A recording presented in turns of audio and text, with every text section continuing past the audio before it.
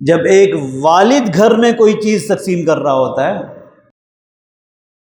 آپ اگر کسی گھر میں اپنے گھر میں کوئی چیز تقسیم کر رہے ہو اور تقسیم میں آپ کی مرضی، آپ جس کو جتنا تقسیم کریں، مگر آپ کوشش کرتے ہیں عدل کریں، مگر آپ نے بیٹی کو دیا، بیٹے کو دیا، ایک چیز سی آدھا آدھا کر کے دے دیا، اگر بیٹا یا بیٹی کوئی آپ سے سوال کرے کہ پاپا، ابا جان، مجھے تو وہ والی چیز چاہیے، مجھے تو اس طرح چیز چاہیے، تو کیسے آپ کو غصہ آتا ہے؟ بیٹا میں نے جو چوائس کر کے آپ کو دی ہے، کیا وہ آپ کو پسند نہیں ہے؟ تو بات کیا ہوتی ہے، اس جملے نے، اس نے اپنی چاہت بتائی ہے کہ مجھے وہ چاہیے، مگر آپ کو غصہ کس بات پہ آ رہا ہے کہ میری چاہت اسے پسند نہیں ہے۔ ایسا ہی ہے نا؟ تو قرآن کی اس آیات کا کیا کریں گے؟ نحن قسمنا بینہم معیشتہم، کہ تمہارے درمیان جو رزق تقسیم کرنے والا ہے وہ میں ذات ہوں، وہ اللہ کی ذات ہے۔ تمہیں رزق، معیشت، کاروبار، نوکری، رزق، وما من دابۃ فی الارض الا علی اللہ رزقها، وہ اللہ کے ذمہ ہے۔ تو توبہ نعوذ باللہ، میں اللہ سے یہ لڑ رہا ہوں اور گلا شکوہ کر رہا ہوں کہ مجھے اللہ معاف کرے، صحیح تقسیم نہیں ہوئی، مجھے صحیح تقسیم نہیں دی گئی، مجھے کم دیا گیا ہے، مجھے تنگی ہے۔ آپ لاکھ نعمتیں استعمال کر لیتے ہیں، کبھی شکر ادا نہیں کرتے۔ ایک شکر کی کمی یا سلبی یا کمی پیشی ہو جاتی ہے تو آپ کے منہ میں اتنے گلا شکوے ہوتے ہیں، اتنے گلا شکوے ہوتے ہیں کہ انسان شمار نہیں کر سکتا۔ تو بھائی تھوڑا سا یہ دل پر دھیان دو کہ اس رب پر کیا بیتتی ہوگی، اتنا محبوب ذات۔ آپ یہ کہیں کہ آپ کو اللہ نے اتنی نعمتیں دی ہیں، تمہارے اعمالوں کے بدلے گنو اپنے اعمال، نعمتیں بھی گن لو اور اعمال بھی گن لو۔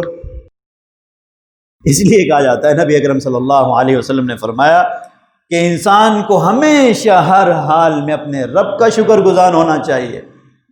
اگر وہ اپنے رب کا ہی شکر گزار نہیں ہے، پھر وہ کسی کا شکر گزار نہیں ہو سکتا، معذرت کے ساتھ۔ اگر وہ رب سے ہی مخلص نہیں ہے، رب کی نعمتیں استعمال کر کے اسے خوش نہیں کر پا رہا، اسے خوش نہیں کیا، اسے راضی نہیں کیا، تو دنیا میں وہ کسی کو خوش اور راضی نہیں کر سکتا، نہ کر رہا ہے، نہ اس میں یہ طاقت ہے وہ کرے۔ تو خدا را اپنے تھوڑا دل پر ہاتھ رکھیں، اپنے اعمال کو دیکھیں اور اس کی عطا کو دیکھیں، اور پھر گلا شکوہ کریں۔ خدا را اگر تھوڑا سا کرونا آ گیا، تھوڑا وقت کاروبار اچھا نہیں ہوا، 30 سال تو اچھا ہوتا رہا نا، 12 سال یا 10 سال تو اچھا ہوتا رہا، 1 سال یا 3 مہینے 6 مہینے نہیں ہوئے تو کیا ہو گیا؟ ایک وہ تھی، وبا تھی، اللہ نے وہ کر دیا، آزمائش تھی، آزمائش گزر گئی، اس میں ناشکریاں شروع ہو گئی۔ جو پہلے جو اتنا رزق دیا تھا، کیا تیری قابلیت تھی؟ وہ قابلیت، وہ عقل، وہ ذہن، وہ علم تو کہاں سے لایا؟ وہ تیرے اللہ نے دیا تھا۔ نحن قسمنا، ہم نے وہ تقسیم کیا تھا تجھے۔ اس لیے اللہ رب العزت جگہ جگہ انسان کو، اس میں جو تھوڑا سا تکبر پیدا ہو رہا ہوتا ہے، جگہ جگہ اس تکبر کو توڑتے ہیں، اینٹیں پتھر مار مار کر، ہتھوڑی مار مار کر۔ یا ایھا الذین آمنوا انفقوا مما رزقناکم من قبل ان یأتی احدکم الموت فیقول رب لولا اخرتنی الی اجل قریب فاصدق واکن من الصالحین۔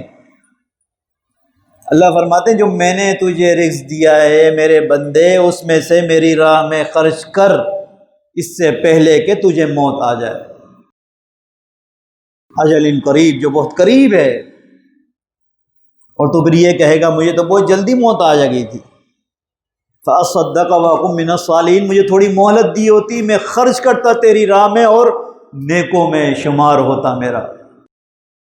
تو خدا را اللہ رب العزت کی ذات، جس نے بے پناہ نعمتوں سے ہمیں نوازا ہے، یہ علم کی دولت، یہ صحت، یہ عافیت، یہ تندرستی، یہ اولاد جیسی نعمت، والدین جیسی نعمت، اچھے دوست ہونے جیسی نعمت، اچھا مشورہ دینے والے لوگوں کی شکل میں نعمت، ایمان کی دولت، یہ دین، یہ شریعت، یہ تمام جتنی نعمتیں ہیں، اس کا ہم نے شکر ادا کرنا ہے۔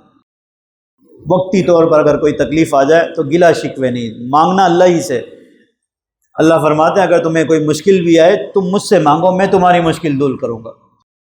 مشکل میں بھی اللہ کو پکارنا ہے، مگر خدا رہا اس کے لیے کوئی شکرانہ کوئی الفاظ تو ہونے چاہیے نا۔